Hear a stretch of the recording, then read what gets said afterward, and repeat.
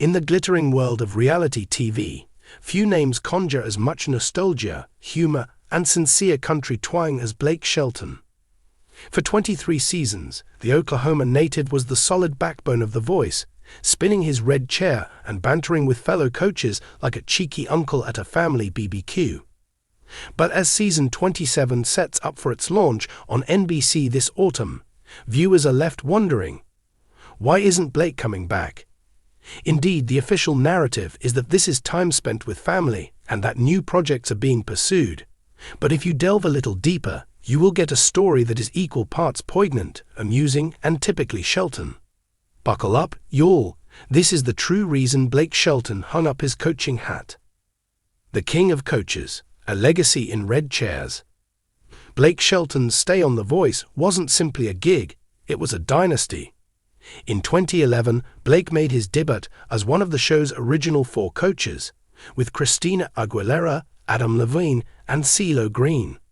He soon established himself as the show's clear champion. With 9 wins under his belt, more than any other coach, he molded raw talent into superstars like Cassidy Pope, Danielle Bradbury, and Malin Jarman. His coaching style? A wonderful blend of harsh love, dad humor, and that gravelly voice that could comfort a sobbing baby or roast a rival coach into oblivion. Remember the blind auditions where Blake would dramatically spin around, pretending surprise at a contestant's pipes, or his epic feuds with Adam Levine, complete with cowboy hats, prank fights, and enough sarcasm to fill a honky-tonk. Those moments weren't scripted, they were genuine Blake. The Voice was my second home, Shelton said in a 2023 interview with Today. I loved every chaotic minute of it.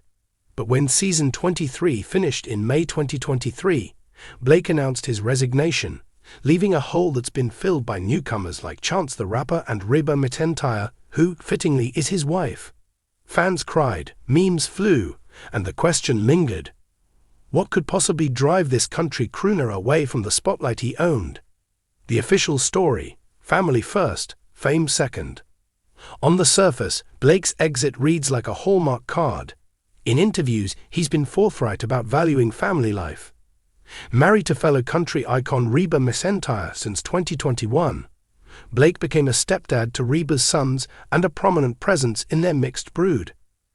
I realized I wasn't being the husband and stepdad I wanted to be, he told People magazine in 2023.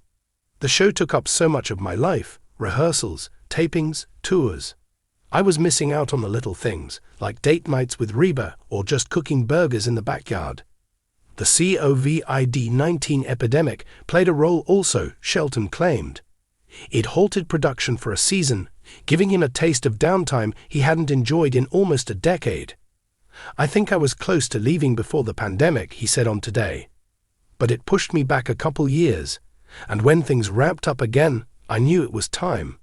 Add in his full schedule, touring with his all-red bar chain, starring in the sitcom Barmageddon, and launching albums like Texoma Shore, and it's easy to see why the 49-year-old wants off the treadmill. But here's where the official narrative gets a creative rewriting. Sources close to the production, well, let's call them whispers from the water cooler, suggest there's more to the story. Blake didn't simply step away. He bolted like a cow from a branding iron. And the real catalyst: a backstage epiphany that had nothing to do with family dinners and everything to do with a pint-sized prankster named, well, a pint-sized troublemaker. Behind the scenes, a bombshell that remains unknown. The petite cyclone makes her entrance. Picture this: during the season 23 finals, confetti is showering down, emotions are streaming, and Blake's squad is in a close race for first place. In the green room, among the frenzy of stylists and sound checks, a new intern, let's call her Little Miss Dynamite, a 22-year-old firecracker straight out of Nashville's Belmont University, joins the team. Hired for her organizational talents and encyclopedic knowledge of regional law, she was expected to be the unseen hand keeping things smooth.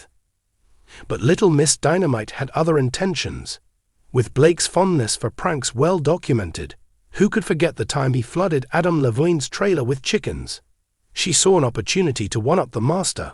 While Blake was sleeping in his chair with a beer he had bought after the show, She masterminded the theft of the century, replacing his cherished red cowboy boots, which were manufactured to order and had BS embroidered in rhinestones, with a pair of fuzzy pink bunny slippers. These were not just any ordinary slippers. They had glowing-in-the-dark properties, and they even came equipped with floppy ears that would emit a honking sound of honking that reverberated like a foghorn in a library. The coaches were frozen in mid-sentence, the participants stifled their chuckles, and Carson Daly came close to swallowing his microphone. Blake, ever the showman, played it off with a booming laugh. "You'll think this is funny. Wait till I get my hands on that varmint." But beneath the grin, something moved. Blake saw the consequences of the grind in that instant of weakness when he exchanged his boots for bunnies. Years of 18-hour days, unending travel, and yes, even the joy of mentoring had worn him thin. The joke was not motivated by malice. Rather, it was a mirror that reflected the image of a guy who had given all to the act and was willing to have a twist of fate happen to him. Insiders now refer to this as the bunny slippers incident, which became the tipping point for the situation. That evening, Blake had a romantic dinner with Reba on their ranch in Oklahoma.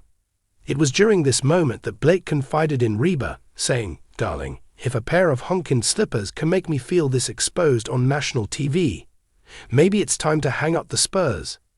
Reba gave her consent with her signature sagacity.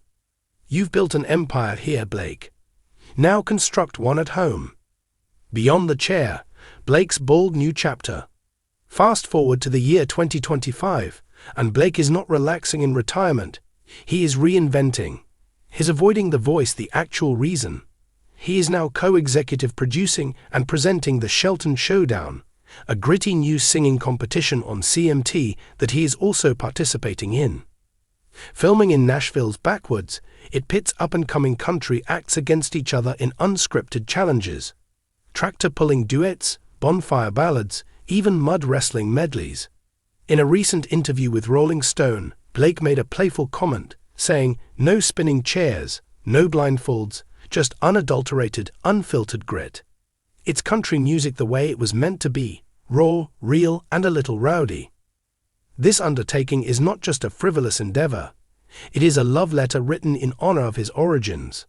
Blake is providing courses for budding artists at All Red, off camera, while he also invests his profits into his Oklahoma farm and grows his Sheldon's Corner animal shelter. And what about family members? It is right in front of you. Instead of traveling overnight to Los Angeles, weekends are now spent riding trails with the fellas from Reba. During his appearance on the Pistol Annie's podcast, he stated, "I get to be the guy who teaches them how to bait a hook, not just how to hit a high note." However, the whole farewell is not at all well received by the fans. Rumors are flying around about a guest stint on The Voice's 10th anniversary special, but Blake is being coy and says, only if they bring back the original 4 and stock the green room with real boots. His absence creates a gap on the coaching panel, which is now led by a rotating cast of stars including Snoop Dogg, Michael Bublé, and Kelsey Ballerini until that time. The Voice without Blake is like chili without heat, still good, but missing that kick, tweeted one longtime viewer of the show. The heart of the matter, A Coach's True Encore, is the title of this work. What is the actual reason that Blake Shelton has decided not to return to The Voice? It's not burnout, not ego, not even those horrible bunny slippers, though they really helped. After having molded voices for 23 seasons, he has reached the quiet realization that it is time to reclaim his own voice. In a world of spin cycles and spotlight chases, Blake chose the steady rhythm of home, the laughter over a campfire, the tranquility of a life less publicized. As he croons in his latest hit, Homegrown Heart, "I gave the stage my all, now I'm callin' it a rap slash, 'cause the best songs ain't sung. They're lived, y'all, that's a fact."